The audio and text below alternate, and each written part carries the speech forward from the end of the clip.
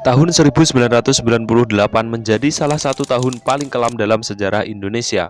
Saat bangsa ini sedang dilanda krisis ekonomi dan gejolak politik yang berujung pada runtuhnya pemerintahan Orde Baru, sebuah tragedi mengerikan terjadi di ujung timur Pulau Jawa. Di wilayah Banyuwangi, Jawa Timur, ratusan orang dibunuh secara brutal. Mereka dituduh sebagai dukun santet, tukang sihir, atau orang yang dianggap memiliki ilmu hitam. Namun seiring berjalannya waktu, muncul pertanyaan besar. Apakah mereka benar-benar dukun santet, ataukah mereka hanyalah korban fitnah dan kepanikan massal? Mengapa pembunuhan bisa terjadi secara masif di berbagai desa dalam waktu yang hampir bersamaan? Dan siapa sebenarnya dalang dibalik tragedi yang hingga kini masih menyisakan misteri? Inilah kisah lengkap pembantaian dukun santet Banyuwangi, salah satu tragedi paling mengerikan dalam sejarah modern Indonesia. Banyuwangi merupakan daerah yang sejak lama memiliki budaya dan kepercayaan yang kuat terhadap dunia mistis. Di tengah masyarakat pedesaan, kepercayaan mengenai santet, guna-guna, dan ilmu hitam telah hidup turun-temurun selama berabad-abad. Ketika seseorang tiba-tiba sakit tanpa sebab yang jelas, mengalami nasib buruk beruntun, atau meninggal secara misterius, sebagian masyarakat sering mengaitkannya dengan santet. Pada tahun 1997 hingga awal 1998, Indonesia sedang mengalami krisis ekonomi yang sangat parah.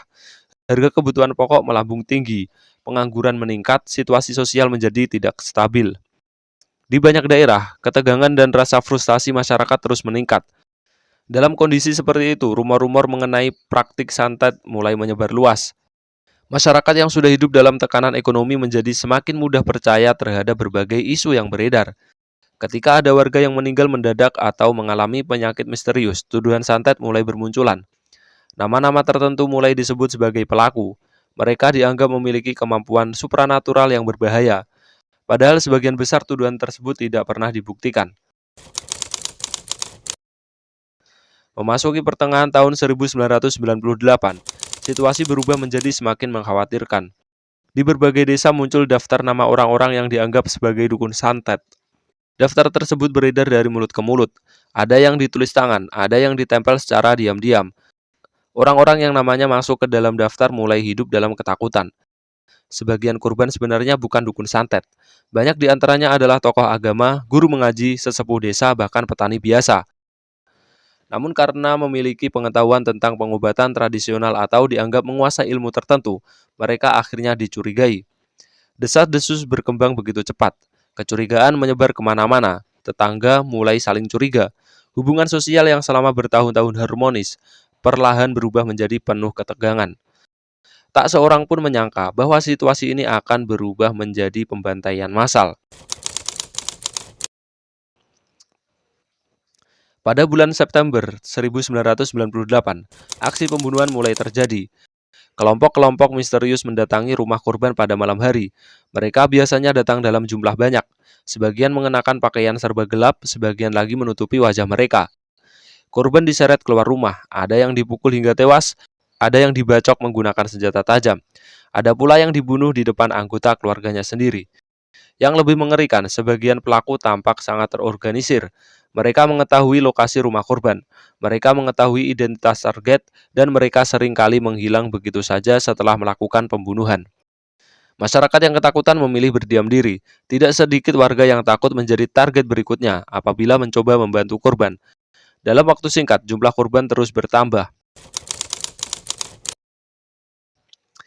Seiring penyelidikan yang dilakukan berbagai pihak, fakta mengejutkan mulai terungkap. Banyak korban ternyata bukan dukun santet. Sejumlah korban merupakan kiai kampung dan tokoh Nahdlatul Ulama yang selama ini dikenal aktif mengajar agama. Mereka tidak pernah terbukti melakukan praktik santet. Beberapa bahkan dikenal sebagai sosok yang disegani dan dihormati masyarakat. Hal ini menimbulkan pertanyaan besar. Jika targetnya adalah dukun santet, mengapa banyak tokoh agama justru ikut dibunuh? Pertanyaan tersebut hingga kini masih menjadi perdebatan. Sebagian pihak menilai bahwa situasi saat itu telah berubah menjadi kepanikan massal. Siapa saja yang dicurigai dapat menjadi korban. Sementara pihak lain menduga ada agenda tertentu yang memanfaatkan situasi kacau untuk menghabisi orang-orang tertentu. Di tengah maraknya pembunuhan, masyarakat Jawa Timur mulai dihebohkan dengan kemunculan isu ninja. Istilah ini digunakan untuk menyebut kelompok pembunuh misterius yang bergerak pada malam hari. Mereka disebut-sebut berpakaian hitam, cepat, sulit dikenali, dan selalu berhasil melarikan diri setelah melakukan aksinya. Rumor mengenai ninja menyebar sangat luas. Masyarakat menjadi semakin panik. Banyak warga melakukan ronda malam. Pos-pos keamanan dadakan bermunculan di berbagai desa. Siapapun yang dianggap mencurigakan dapat langsung ditangkap.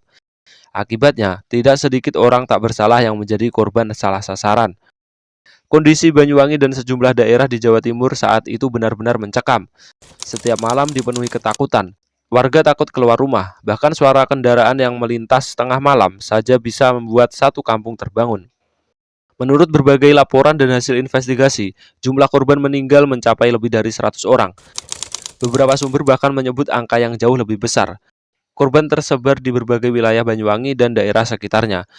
Sebagian ditemukan tewas di rumah, sebagian lagi ditemukan di jalan atau area perkebunan.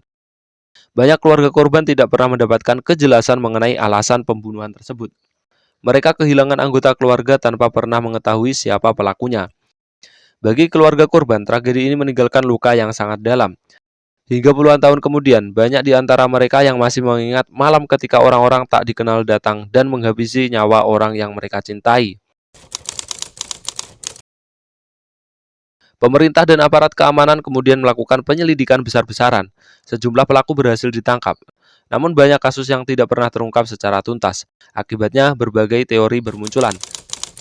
Teori pertama menyebut bahwa pembunuhan terjadi akibat kepanikan masyarakat terhadap isu santet. Massa yang marah mengambil tindakan sendiri terhadap orang-orang yang dicurigai. Teori kedua menyebut adanya kelompok tertentu yang sengaja memprovokasi masyarakat. Mereka menyebarkan daftar target dan rumor untuk menciptakan kekacauan. Teori ketiga yang paling kontroversial menyatakan bahwa tragedi ini mungkin dimanfaatkan oleh pihak tertentu untuk menghabisi orang-orang yang dianggap mengganggu kepentingan mereka. Namun hingga saat ini tidak ada kesimpulan resmi yang sepenuhnya diterima semua pihak. Banyak bagian dari tragedi ini masih menyisakan tanda tanya. Pembantaian dukun santet Banyuwangi tahun 1998 bukan sekedar kisah tentang santet atau dunia mistis. Ini adalah kisah tentang bagaimana ketakutan, rumor, dan situasi sosial yang kacau dapat berubah menjadi tragedi kemanusiaan. Ratusan nyawa melayang, banyak keluarga kehilangan orang yang mereka cintai. Dan hingga hari ini masih ada pertanyaan yang belum terjawab sepenuhnya mengenai siapa saja yang bertanggung jawab atas tragedi tersebut. Peristiwa ini mengingatkan kita bahwa tuduhan tanpa bukti dapat berujung pada bencana, bahwa keadilan tidak boleh digantikan oleh amarah massa, dan bahwa sejarah kelam seperti ini seharusnya menjadi pelajaran agar tidak pernah terulang kembali. Karena ketika rasa takut menguasai masyarakat, terkadang yang menjadi korban bukanlah pelaku kejahatan, melainkan orang-orang yang sebenarnya tidak bersalah.